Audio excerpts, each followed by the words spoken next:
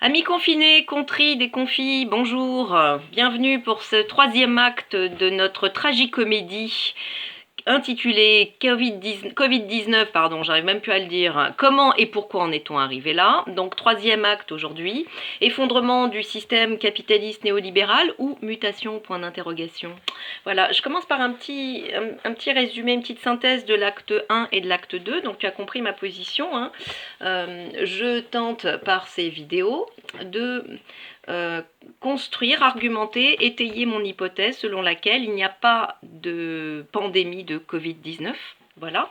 Et que par contre il y a une crise Covid-19, ça elle est bien claire, on le vit, ça c'est clair, et que cette crise Covid-19 elle s'inscrit dans quelque chose qui est beaucoup plus vaste, qui concerne un système financier, qui concerne un système économique, et qui concerne aussi la structure même de l'industrie pharmaceutique et de l'industrie vaccinale et de l'OMS, etc. Voilà. Donc, aujourd'hui, sur les vidéos précédentes, on s'est intéressé à l'acte 1, justement, où j'ai donné des arguments pour remettre en question cette histoire de pandémie et d'épidémie de Covid-19.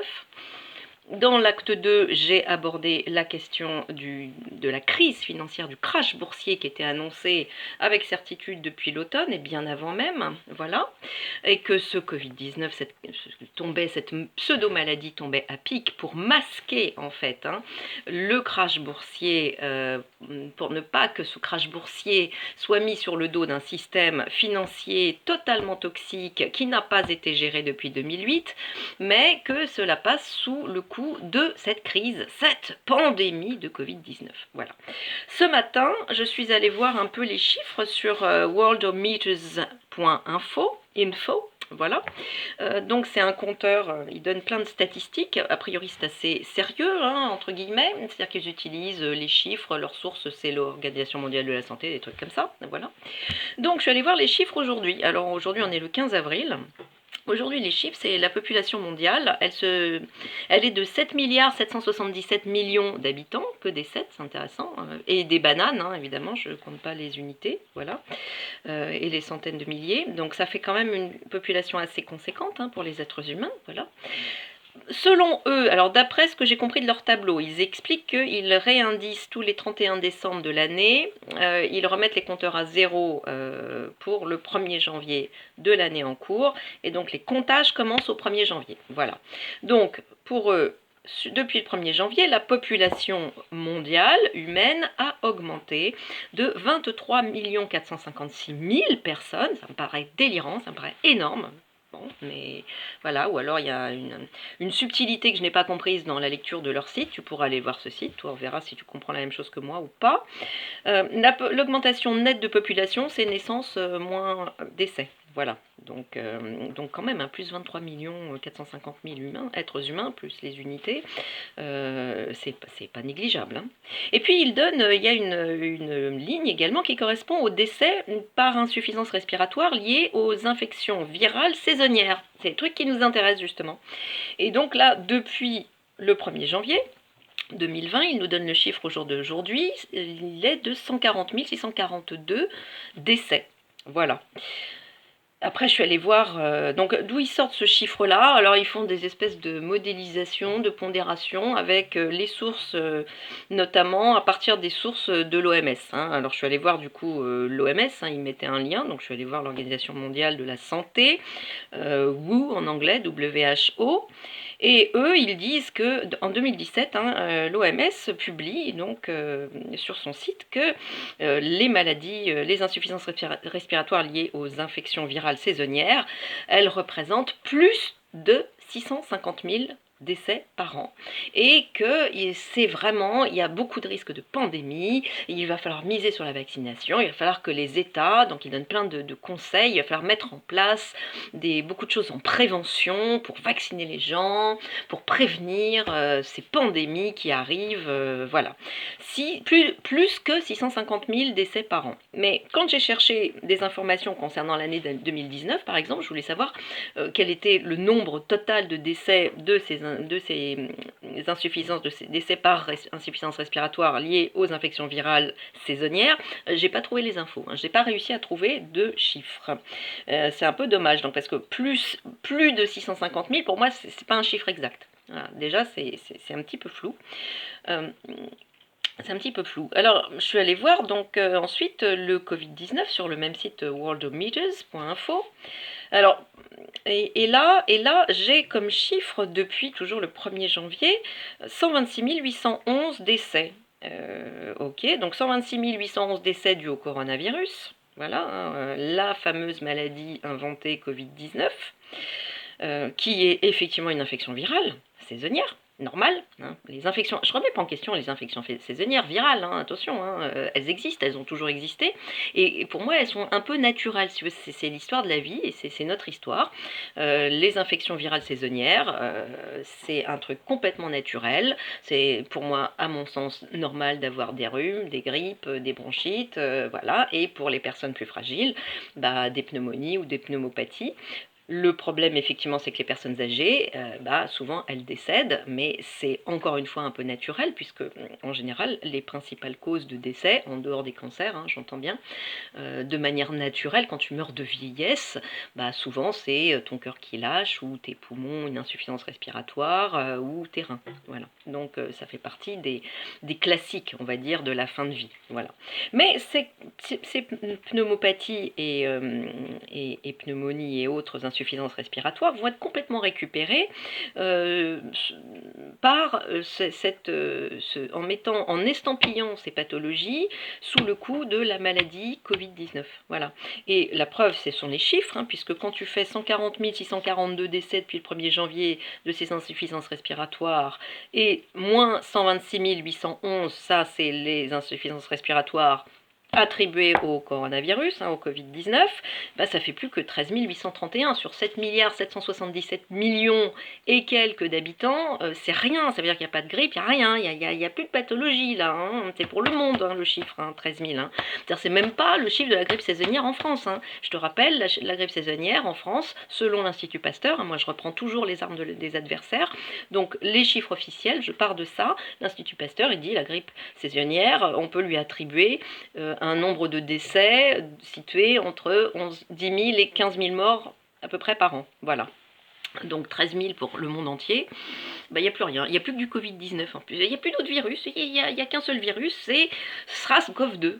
Ah, quand même, c'est étonnant, hein. C'est quand même tout à fait surprenant. Et puis, je suis allée voir une très bonne vidéo hier soir également. Une vidéo d'une personne, un monsieur qui s'appelle Thierry Casasnovas, que je ne connaissais pas. Il a un site, une chaîne YouTube qui s'appelle Régénère Thierry Casasnovas. Je t'invite à aller voir sa vidéo. Donc, sa vidéo, il l'a enregistrée jeudi 9 avril. Là, c'était jeudi, je crois, le 9 avril, jeudi dernier. Elle s'appelle Coronavirus, discussion sur l'immunité de groupe. Et donc il fait pendant 1 heure une démonstration extrêmement intéressante sur le système immunitaire de l'individu, le fonctionnement des virus, et ce qu'il appelle le système immunitaire, l'immunité de groupe. C'est-à-dire qu'en fait, l'espèce, le collectif, le groupe humain va aussi interagir dans ces systèmes immunitaires. Voilà, et puis il aborde la question du confinement, et ça m'a intéressé beaucoup parce que tu sais que dans les autres vidéos, je remets en question ce confinement. J'avais cette intuition que c'était un truc complètement pourri, que c'était plus pour juguler les populations, pour réduire les libertés, pour faire passer des ordonnances. C'est une sorte de putsch, vraiment, j'appelle ça un putsch, voilà, et que c'était extrêmement dangereux pour notre déjà démocratie assez fragile, hein, ça n'a jamais vraiment été fondamentalement une super démocratie, mais là c'est vraiment un gros coup de bélier dans ce qui nous reste de démocratie. Et mon intuition, elle n'est pas fausse, hein, voilà. J'ai encore trouvé de l'information dans cette vidéo, puisque Thierry Casasnovas, il nous explique que le confinement, en fait, ça va être pire, hein, sur le plan sanitaire. C'est-à-dire qu'en fait, au lieu de laisser la courbe habituelle, hein, les infections virales, quand il y a comme ça des épidémies, les épidémies saisonnières, qui sont des épidémies assez classiques, il n'y a rien de catastrophique, hein, mais rien, c'est ridicule, hein. Donc ça fait des courbes, c'est des sinusoïdes, hein. Donc là, il y a toute une période de propagation jusqu'à atteindre un pic. Pic parce qu'à un moment donné, l'ensemble de la population a été touchée. Donc il y a ceux qui sont totalement immunisés, qui ne développent rien, ceux qui sont atteints et qui guérissent, et ceux qui sont atteints et qui vont pas guérir, qui vont mourir. Et puis, progressivement, ça s'estompe, et l'année d'après, le virus mute, etc. Bon, donc il explique déjà que les vaccins, c'est toujours un temps de retard, parce que les vaccins, ils sortent des vaccins sur des souches qui sont déjà dépassées, puisque tous les ans, le virus mute plus ou moins, c'est ce qu'il explique. Et puis que du coup, ce confinement, ça va complètement modifier cette sinusoïde. C'est-à-dire qu'au lieu d'avoir une période assez courte avec peu de cas, en fait, on va étaler dans le temps et ça va multiplier les risques et multiplier le nombre de cas et de personnes affectées. C'est ce qui explique, selon moi, en partie, la différence de courbe entre la Suède et la France, par exemple. J'avais comparé dans les vidéos précédentes la courbe de la Suède, qui n'a toujours pas confiné, parce que la Suède, ça doit être un des derniers pays, des dernières vraies démocraties, et les Suédois, on ne les confine pas, visiblement, et c'est très bien, et je les remercie, parce que ça va nous permettre de comparer, justement. Ça n'empêche pas des journaux absolument lamentables, la presse minable. Quand j'ai cherché des infos sur la Suède et le confinement, pour vérifier s'ils étaient confinés ou pas, j'ai cherché ça il y a 2 jours, ou hier même encore, et ça n'empêche pas la presse française de dire, mon Dieu, les Suédois ne confinent pas, le nombre de décès s'envole. Mais où est-ce qu'ils ont vu ça? C'est complètement bidon, c'est complètement faux. T'as qu'à regarder les chiffres, je t'ai montré les courbes, je t'ai donné les références, tu vas voir, ça ne s'envole pas. C'est encore une fois de la propagande. Voilà, oui, on est dans un pays où il y a beaucoup de propagande. Voilà, il faut que les gens aient peur, c'est important, et il faut manipuler leur cervelle. Voilà. Bien. On passe à l'acte 3, effondrement du système capitaliste néolibéral. On commence par faire un petit peu d'histoire. C'est toujours intéressant. Plus on a de connaissances, en fait, plus on construit sa pensée et son argumentation, et ça donne des repères, en fait. Voilà. Donc, on va revenir à la genèse du système capitaliste. On parle aujourd'hui, on commence déjà par le système capitaliste. Avant d'être néolibéral, il était capitaliste. Voilà. Et il était industriel. C'est l'industrie, c'est la société industrielle qui est née avec ce qu'on a appelé la révolution industrielle. C'est-à-dire qu'à un moment donné, on va exploiter les énergies fossiles, que sont le charbon principalement, et ensuite le pétrole, et puis le charbon va laisser la place au XXe siècle au pétrole, qui va prendre une énorme place, pour développer l'industrie. La société industrielle est donc née. Voilà. Alors, la question s'est posée dès 1800 du choix que nos ancêtres ont fait. Ils se sont posé la question, alors nos ancêtres, alors pas tous les individus bien sûr, mais un certain nombre d'économistes et puis de politiciens et puis de personnages qui avaient du pouvoir, un rôle dans cette société à l'époque, de ce choix d'une société non durable en connaissance de cause. C'est-à-dire que c'est pas une erreur de leur part, c'est pas de la naïveté, non, la question a été vraiment posée.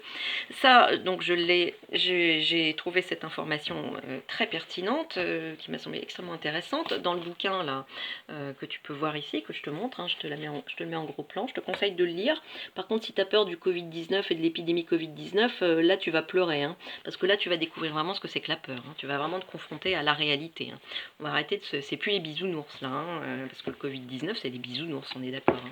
Là on est dans le concret, on est dans la dure réalité de notre réalité de société et de notre monde. Donc, dans ce bouquin extrêmement intéressant, il cite notamment un ouvrage qui s'appelle L'événement anthropocène, et l'auteur va citer un économiste britannique qui s'appelait William Stanley Jevons. En 1866, cet économiste, il dit, je cite, « Nous avons un choix historique à faire entre une brève grandeur et une plus longue médiocrité. » La brève grandeur, c'est on va produire pleine bourre, et puis après moi le déluge, tant pis pour les suivants. La longue médiocrité pour eux, ça aurait été de construire une société de sobriété, une société complètement différente. Évidemment, le choix il a été très très rapide, ils ont choisi, tu le sais bien, la brève grandeur. Voilà. Donc on a construit dès 1800, dès le 19e siècle, une société de gaspillage. Voilà. Ça, c'est une société de gaspillage. Et dans la société de gaspillage, qu'est-ce que c'est le gaspillage? Eh ben, c'est la croissance sans fin. Hein. La croissance, t'en entends parler, hein, les politiques, les Macron, les Sarkozy, les Hollande, ils ont tous ce mot, la croissance, c'est tous des nazes. Hein.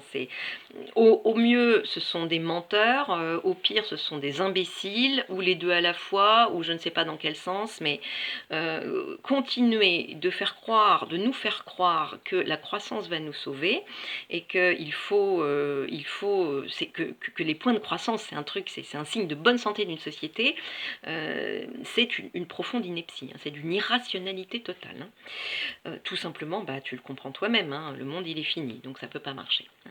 Donc cette société capitaliste qui se met en place, hein, dans le système capitaliste, c'est simple, hein, la règle elle est très simple, l'industrie elle doit produire. Voilà, toutes les industries doivent produire. On doit produire, c'est la course-poursuite à la production. Et donc, si tu produis et que tu passes ton temps à produire, eh ben, il faut que tu vendes en face, hein, on est d'accord. Donc, qu'est-ce qui va se passer? Par exemple, il va y avoir ce qu'on appelle l'obsolescence programmée. Hein, c'est la société du gaspillage. Tu passes ton temps, tu achètes des trucs, ça pète. Tu le jettes à la poubelle et t'en rachètes. Voilà. Hein. Parce que si les biens de consommation devaient durer, eh ben, il y a plein d'entreprises qui n'existeraient plus. Mais par contre, on aurait d'autres activités, on aurait des activités de réparation, par exemple, hein, tu vois. Mais ça, non, ils n'ont pas choisi ça. Hein, on est toujours sur ce modèle de croissance et de gaspillage depuis le 19e siècle, on n'a pas évolué, on n'a pas changé. Voilà. Sauf que tout s'est accentué et tout s'est aggravé avec le temps, bien sûr. Voilà.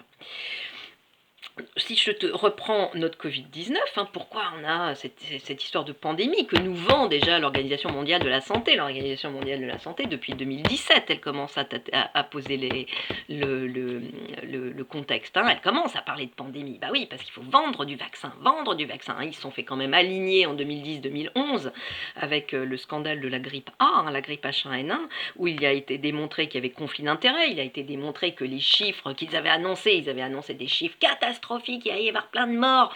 Et en fait, ce que disait donc la cellule Sentinelle, qui est un organe pareil, officiel, crédible, c'est que le nombre de morts, c'était pas du tout ça. Hein. En lien avec la grippe, il n'y avait pas eu le nombre de morts escompté. Hein. Donc ils avaient vendu du vaccin, des milliards d'euros, ils ont fait. Les labos ont fait des milliards d'euros avec la complicité de l'Organisation mondiale de la santé. Mais c'est pas grave, ils ont préparé une autre stratégie. Ils ont continué à aller sur l'histoire de la pandémie, à faire peur et à agiter le chiffon de la peur. Il va y avoir plus de 650 000 décès, c'est quoi plus de, c'est 651 000 ou 800 milliards, ça veut dire quoi plus que? Ça veut rien dire, voilà. D'une part, ça veut rien dire, mais en plus, si tu remets proportionnellement, si tu compares ce chiffre de plus 650 000 décès à plus 23 456 000 humains en plus depuis le 1er janvier, et ben ce chiffre, il devient totalement ridicule. Il est, même pas on en parle, quoi. Même pas on devrait en parler. C'est ridicule par rapport aux chiffres, hein. Par rapport à l'ampleur de la population, à la quantité d'humains qu'il y a et aux naissances qui sont bien supérieures aux décès, eh bien, on s'en fout. Hein. Si on était vraiment rationnel et si vraiment l'objectif c'était la santé des gens, on s'en foutrait complètement. Mais comme l'objectif c'est la société de gaspillage et de production, et comme l'industrie vaccinale, comme elle produit du vaccin, faut qu'elle vende du vaccin, et ben on va vendre de la pandémie. Voilà. Hein. On revient sur notre société de gaspillage qui a donc fondé, la société industrielle s'est fondée sur le pétrole notamment, hein, le charbon et puis le pétrole. Nous on va s'intéresser au pétrole parce qu'aujourd'hui le charbon il nous intéresse carrément pas, quasiment plus on va dire, surtout en France on ne consomme quasiment plus.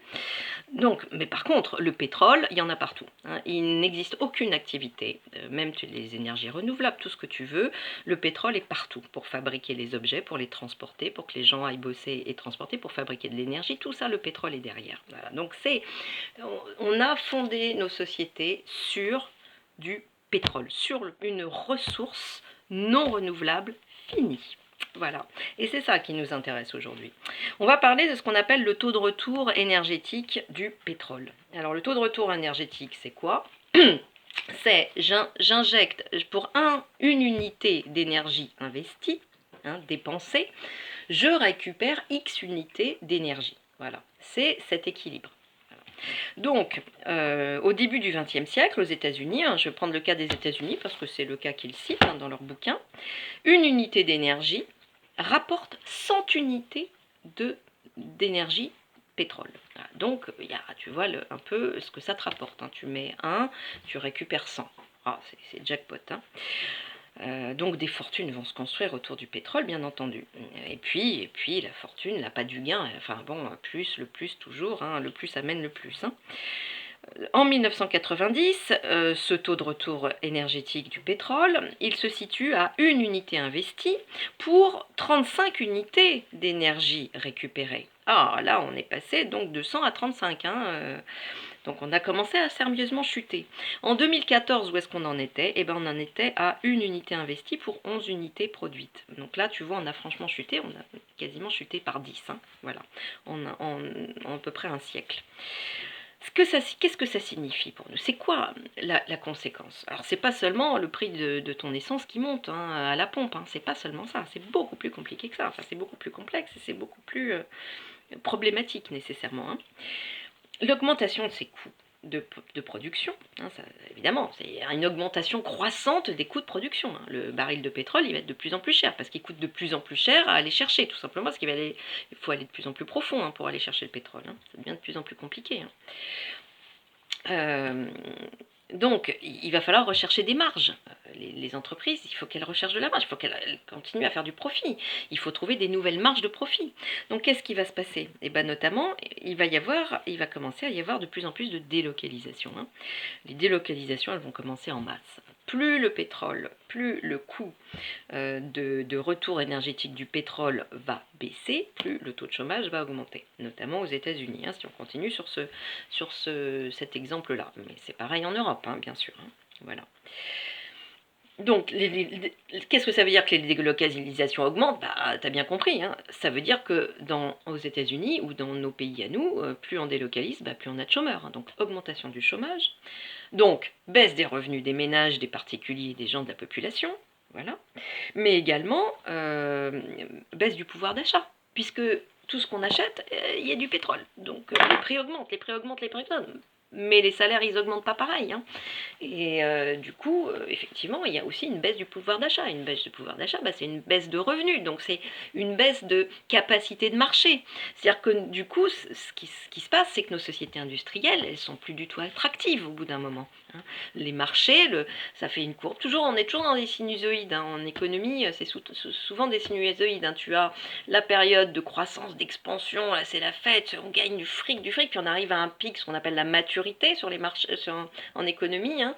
Les marchés arrivent à un stade de maturité, puis après on passe à l'effondrement progressif, hein, là, ce qu'on peut appeler la décroissance, au sens négatif du terme pour l'industrie capitaliste, pour notre économie. Hein, voilà. Quand tu as une activité et que tu arrives en décroissance au bout d'un moment, tu vas mourir.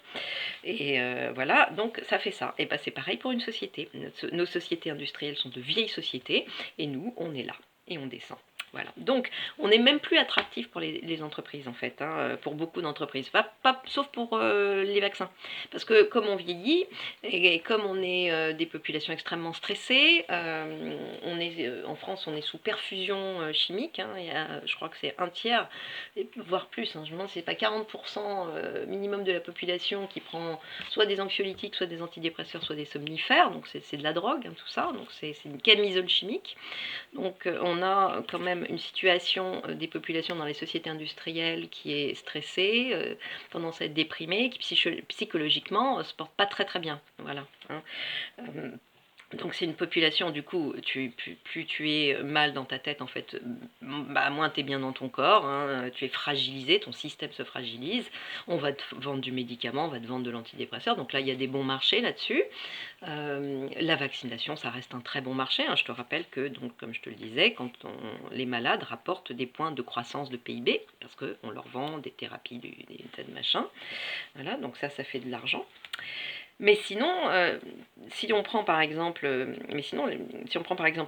la société Apple, eh bien, dans une vidéo que j'ai regardée, je ne suis pas allée jusqu'au bout parce que c'était un peu chiant, j'ai trouvé d'Idriss Aberkan, il est très fan d'Apple, mais j'ai regardé le bout qui m'intéressait. Hein, il explique que Apple se détourne complètement du marché américain, marché européen, ça ne les intéresse même plus. C'est une boîte qui aujourd'hui ne s'intéresse qu'au marché chinois, parce que c'est ça les marchés émergents. Donc les big business, ceux qui tirent les ficelle, ceux qui sont les rois du pétrole aujourd'hui encore dans le monde, hein, et de plus en plus, ils s'intéressent de plus en plus au marché émergent. Voilà, donc ils continuent de délocaliser, et puis c'est pas grave si on n'a plus d'argent pour acheter, voilà, on achète ce qu'on peut, mais c'est pas nous qui leur faisons gagner le plus d'argent. En fait. En gros, c'est ça l'idée. Hein, voilà. Donc le système capitaliste, il repose sur une fausse croyance en la croissance et le progrès. Voilà. Et Charles Sana, Insolentiae, dans une vidéo qu'il a publiée en août 2019 et qui s'intitule Pourquoi l'effondrement a déjà commencé, il nous explique que cette phrase, ce mythe, le progrès va nous sauver, il faut en sortir, c'est une ineptie.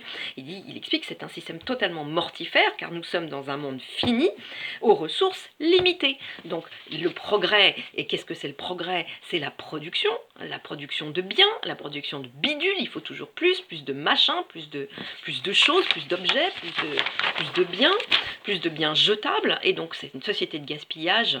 Et bien ce principe du progrès, c'est catastrophique parce que effectivement ça demande plus d'énergie, en plus ça génère plus de déchets, plus de pollution, et ça a une empreinte environnementale qui est considérable. Et il conclut en disant que le progrès, ce n'est pas le problème, la solution, pardon, le progrès, c'est le problème. Voilà. Maintenant, on va parler des 30 glorieuses.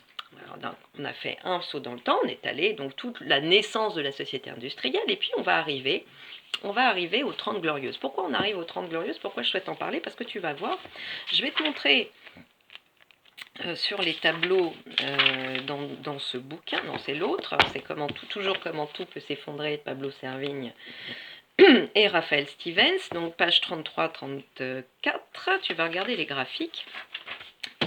Ça, c'est les tendances socio-économiques. Alors, je ne sais pas si tu vas réussir à lire. Je vais essayer de les mettre le plus près possible. Voilà, les tendances économiques. Alors, en bas, tu vois les années. Voilà.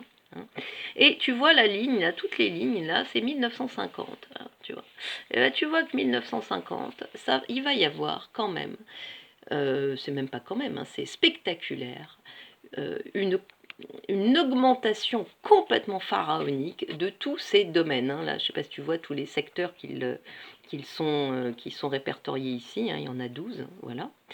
Donc, exponentielle production, consommation pendant ces années-là, hein, dans tout un tas de secteurs. Et dans le même temps, ils font les mêmes graphiques, mais cette fois-ci, ils s'intéressent aux tendances du système Terre.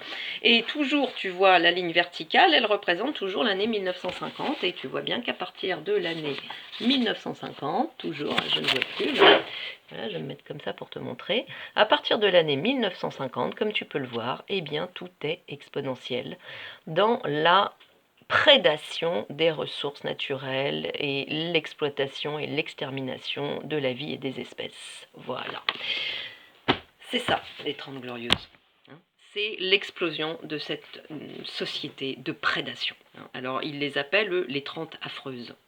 Et moi, j'aime bien ça parce que j'ai jamais bien aimé les 30 glorieuses. Il y a toujours un truc qui m'a gêné dans les 30 glorieuses, qu'on encense toujours, parce que c'est le bon vieux temps, les 30 glorieuses. Hein. Il y avait plein d'acquis sociaux, le pouvoir d'achat, l'ascenseur social, etc., etc. Et puis, tout à coup, plus rien.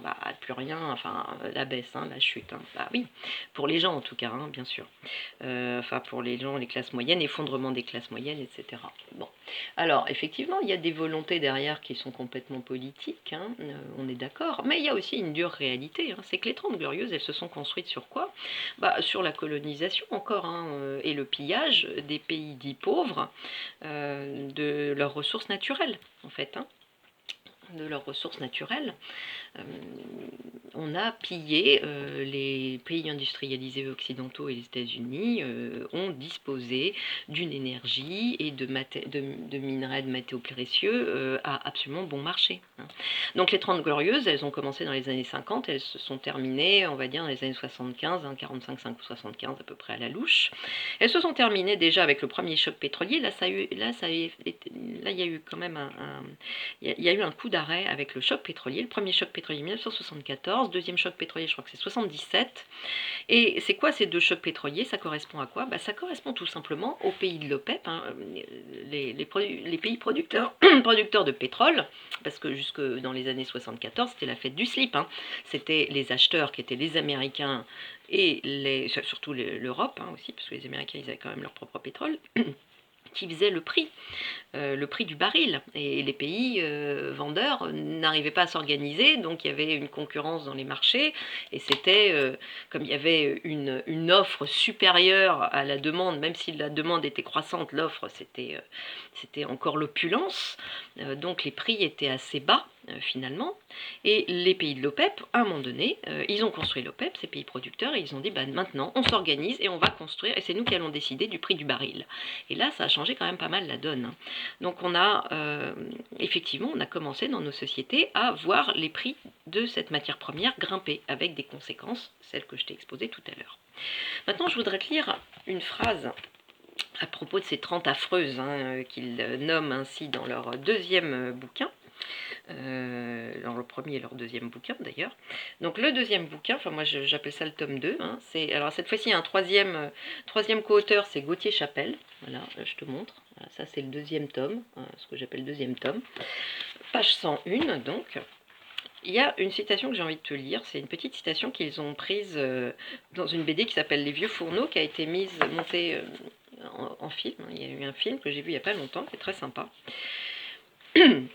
Donc c'est un des personnages, c'est une jeune femme qui est enceinte et qui croise un groupe du troisième âge qui s'approche d'elle parce que c'est une femme enceinte, donc c'est un bébé qui va venir, voilà. Et elle les agresse littéralement, elle leur dit « Vous êtes inconséquents ». Rétrograde, bigot, vous avez sacrifié la planète, affamé le tiers-monde. En 80 ans, vous avez fait disparaître la quasi-totalité des espèces vivantes. Vous avez épuisé les ressources, bouffé tous les poissons. Il y a 50 milliards de poulets élevés en batterie chaque année dans le monde et les gens crèvent de faim. Historiquement, vous êtes la pire génération de l'histoire de l'humanité. Et un malheur n'arrivant jamais seul, vous vivez hyper vieux. Alors, bien sûr, c'est caricatural, c'est caustique, mais c'est pas complètement faux. Hein. Tu as vu les graphiques, c'est pas complètement faux. Ces 30 glorieuses, ça va être de la prédation, de haut niveau. Hein. Dans les années 50, il va y avoir une augmentation exponentielle de la croissance et de la prédation. Aujourd'hui, on en arrive à là, on a des bilans hein, sur 40 ans. On sait qu'en 40 ans, sur les 40 dernières années, 60% des animaux sauvages ont disparu de la surface de notre planète. Par contre, nous, on a encore augmenté de 23 millions et des bananes. Hein, voilà. Donc, certaines espèces sont tout simplement rayées de la carte. Hein, voilà. Donc, la baisse du taux du pétrole et du taux de retour énergétique du pétrole, elle amène à un effondrement. On ne peut que constater et reconnaître qu'il y a un effondrement de nos sociétés industrielles et que cette société post-industrielle, elle est en train de se casser la figure. Voilà. C'est-à-dire qu'en plus du crash financier hein, qui s'annonce, qui va se produire, qui va amener une récession monumentale, il y a aussi une crise profonde structurelle de notre propre système de fonctionnement qui ne fonctionne pas parce qu'il repose sur une ineptie.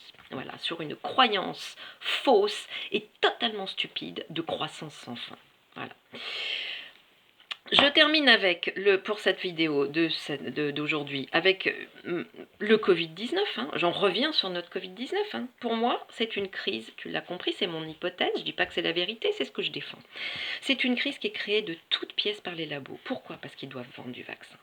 Parce que, comme l'explique le professeur, je vais reciter le docteur Klaus Köhnlein, qui est épidémiologiste, hein, il n'y a plus d'épidémie, selon cet épidémiologiste. Ça fait des années dans le monde qu'il n'y a plus d'épidémie. Ce sont ses mots, c'est pas moi, je suis pas épidémiologiste. Lui, c'est sa spécialité, il a écrit un bouquin, ça s'appelle Folie du virus, hein, je le redis, comment l'industrie médicale invente constamment des épidémies et réalise des milliards de profits aux dépens du grand public. Et je vais reciter encore le docteur Wolfgang Dark, hein, qui explique que Bill Gates, il finance l'OMS. Alors, je suis allée creuser cette histoire de Bill Gates qui finance l'Organisation mondiale de la santé.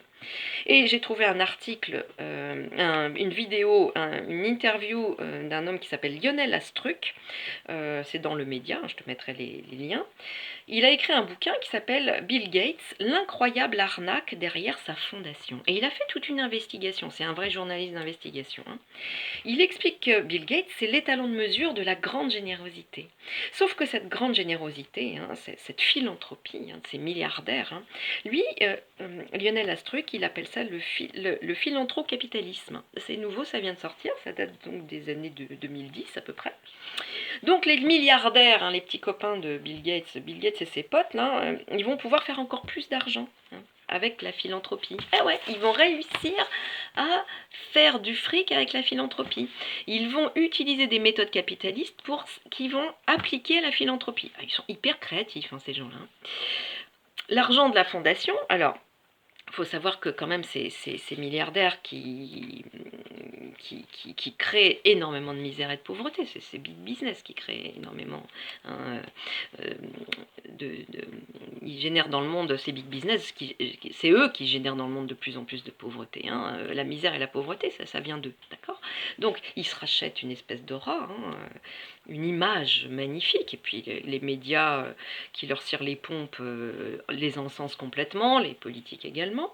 Et ils vont construire un système qui est assez subtil. Donc Bill Gates va monter une fondation qui s'appelle la fondation Miranda et Bill Gates. Ça doit être sa nana Miranda, je suppose.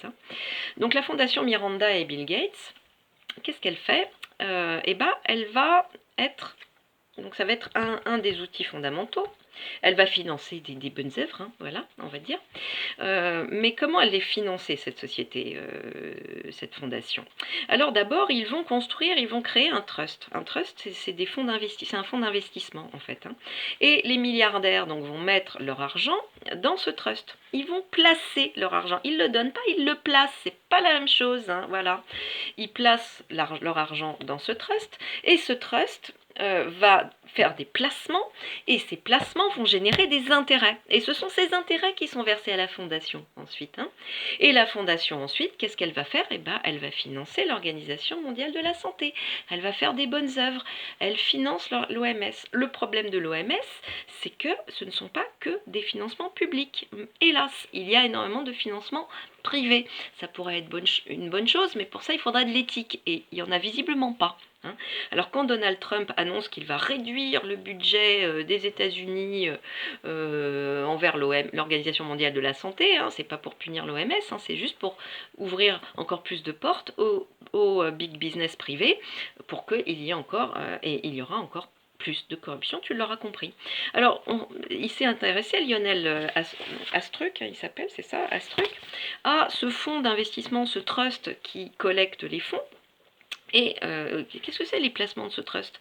C'est simple, les placements de ce trust, qui va financer cette fondation, c'est l'armement, les laboratoires pharmaceutiques, les OGM, la malbouffe, donc Coca-Cola, et les énergies fossiles. Voilà, c'est pas tellement bon pour la planète, contrairement à ce qu'il dit Bill Gates avec sa fondation. Il dit, je vais sauver la planète, je fais du bien, gna, gna. Et en fait, c'est complètement bidon. Ces petits-là sont des grands machiavéliques, c'est l'empire du mal, là. Voilà. Alors pour donner une idée de la fortune de Bill Gates, entre 2011 et 2019, grâce à ce capitalisme, ce philanthrocapitalisme, Bill Gates, sa fortune, elle va augmenter de 40 milliards d'euros. Ouais, parce qu'il gagne toujours du fric à la fin, de toute façon. Donc aujourd'hui, la fortune de Bill Gates, elle se situe à 96 milliards d'euros. C'est pas rien, voilà. La fondation Bill Gates, elle est donc très intéressée par la santé. Voilà, donc c'est un lobby énorme à l'Organisation mondiale de la santé, à l'OMS. Et lui, il veut vendre quoi? Du vaccin. Et là, il a sorti un nouveau concept à la noix, une histoire de vaccin numérique, il veut pucer tout le monde. C'est un fou, ce mec est complètement barré.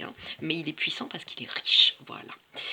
Donc il y a conflit d'intérêts, et donc pour eux, pour ces gens-là, le Covid-19, cette manipulation, ce montage de toutes pièces de cette pseudo-pandémie de Covid-19, cette maladie imaginaire, ça va leur rapporter énormément d'argent. Voilà, aux dépens de ta santé, de ta vie, de ton porte-monnaie, de tout. Voilà, et puis de celle de nos enfants, etc. Mais ils en ont rien à foutre. Voilà. Ciao, bonne soirée, prends soin de toi, pense aux gestes barrières, hein, ouais, il faut faire les gestes barrières, hein. Et puis reste chez toi, bien confiné, puis sois bien docile, hein, comme nous tous, hein, parce qu'on n'a pas le choix, sinon on prend des prunes. C'est ça le système totalitaire. On se retrouve demain. Ciao!